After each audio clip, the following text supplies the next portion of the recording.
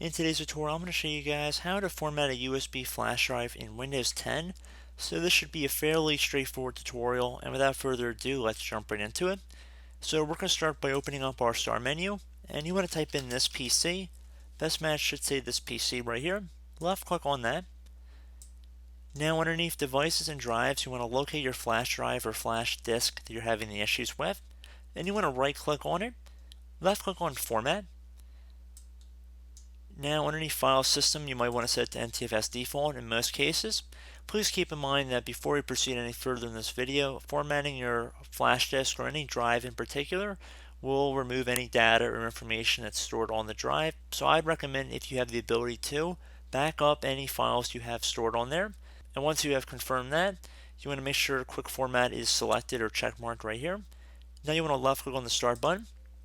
Again, you're going to get a dialog window saying the formatting will erase all data on this disk. Left click on OK to confirm. Should say format complete. You can left click on OK to close out of that screen and then click on close again. And there you go, guys. We've just gone through the process of formatting a USB flash drive. So I hope that process was pretty simple for you all. And as always, thank you guys for watching this brief tutorial. I do hope I was able to help you out. And as always, thank you for watching, and I look forward to catching you all in the next tutorial.